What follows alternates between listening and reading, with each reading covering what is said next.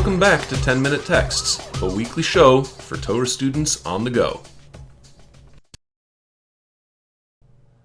Hi, this is Isaac Shalev. Welcome back to another edition of 10-Minute Texts. This week we are on Parshat Tetzaveh, and we are looking at the clothing that the high priest wore in the Mishkan, in the tabernacle.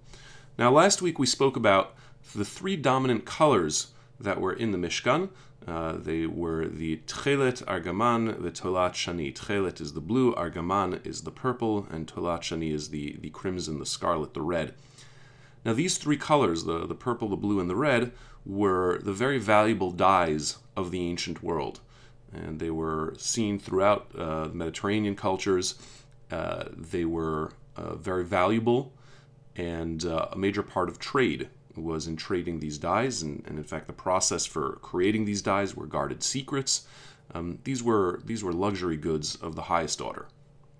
Now, in many other cultures, it was the purple that was considered the most elevated, the most important of the colors. Even today, we know that purple is royalty. The Romans honored the purple greatly, and it was among the Jews that the blue was chosen as the primary color, the dominant color, the most important color, not the purple.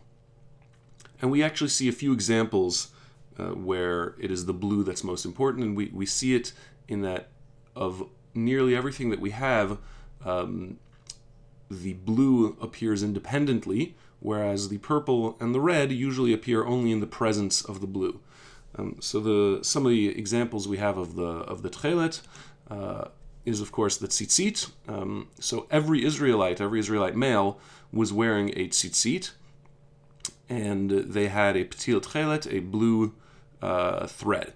So everyone was wearing tchelet. That's one way to understand that the Jews preferred the tchelet.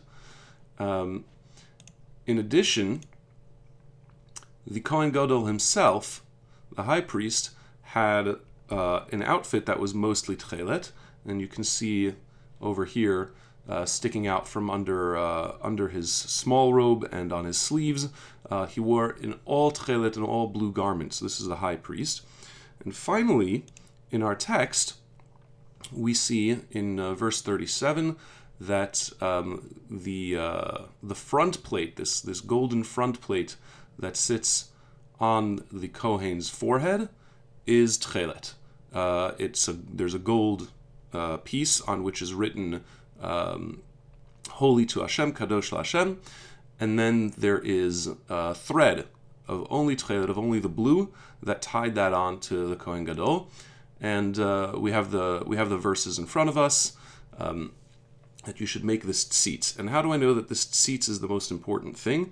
So this tzitz is written on it, Kodesh LaHashem, holy to the Lord, and it's what everyone sees, and it is it bears the iniquity of any of the unholiness that gets into the Beit HaMikdash. We see in verse 38, and it shall be on Aaron's forehead, and Aaron shall bear the iniquity committed in the holy things, which all the children of Israel shall hallow. Which is to say that this piece, its function was to correct any mistakes about anything that was consecrated. So this is sort of the pinnacle. This device, this feature is what allows for mistakes to exist. It's in a sense what makes it okay that we're human, because it allows us to survive those errors, even in this sort of nuclear power plant that is the Beit HaMikdash, where everything has to happen precisely and perfectly.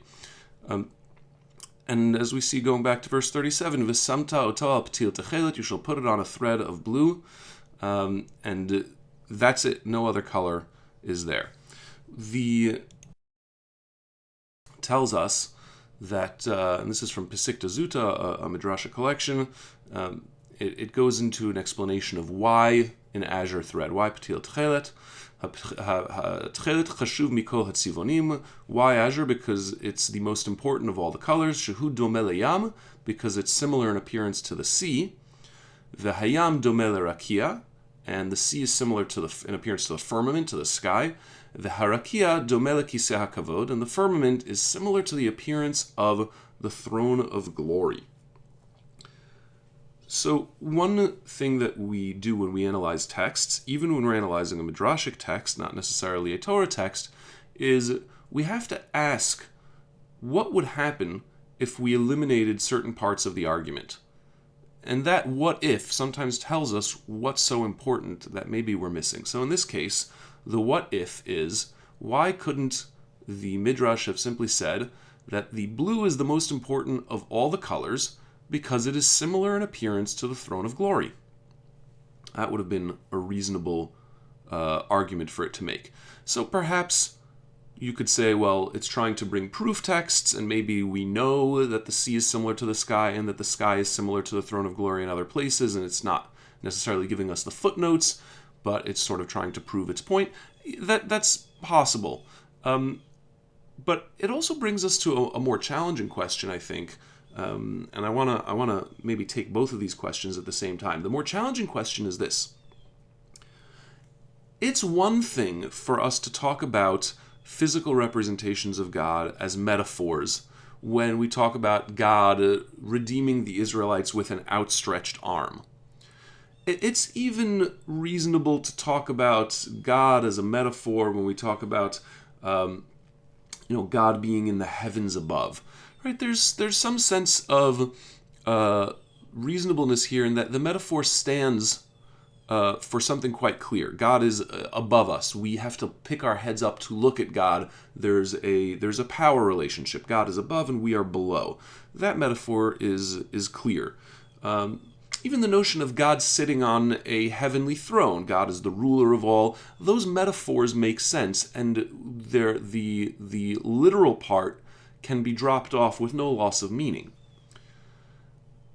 But it's a bit more of a stretch to talk about the colors of the throne, right? It's one thing to say God sits on a heavenly throne and rules the earth. It's quite a different thing, I think, to say that the seat that God is sitting on is blue. What does that mean? Are we stuck with a corporeal version of God? And that wouldn't necessarily be the most terrible thing.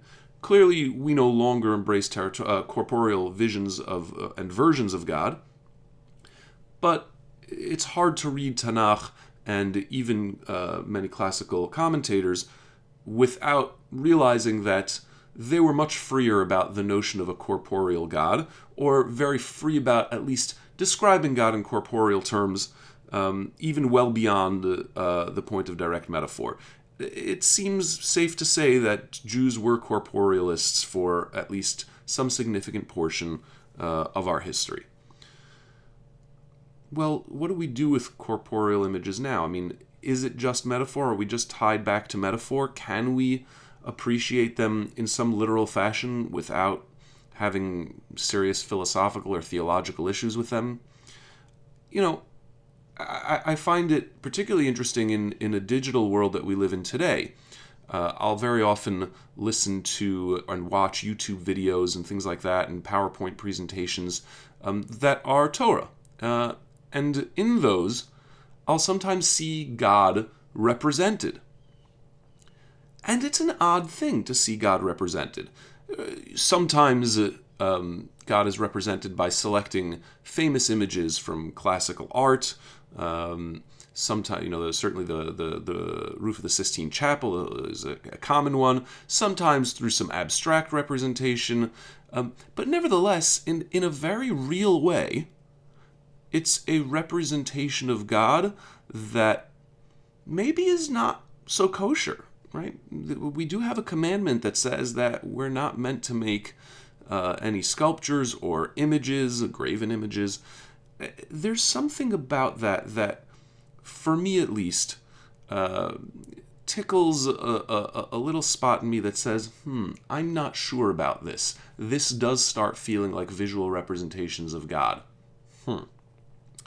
Well, let me present what may be an answer to both of these questions on the Midrash. So, the Psikta Zuta and many other Jews living in ancient times had this vision of the universe. You had the earth in the center. Above it you had the firmament, which was a clear barrier. And above the firmament you had the waters that God had separated the waters above the firmament and the waters below the firmament. So you have the earth sort of floating on all this water, and then the foundations of heaven holding up the firmament that divides the waters above from the waters below. And in that firmament there were gaps, there were gates. There were gates for the waters to pour out from. There's also the gate of heaven. And above all of that, in the heaven of heavens, is God. Now, when we look at it from this perspective, the Pesikta Zutta's words about the firmament and the sea and the blue and the throne become a little bit more clear. What Pesikta Zutta is saying is that the normal relationship we have to a throne is that somebody is sitting on the throne is placed above us, and we're below the throne, and there's a subject relationship.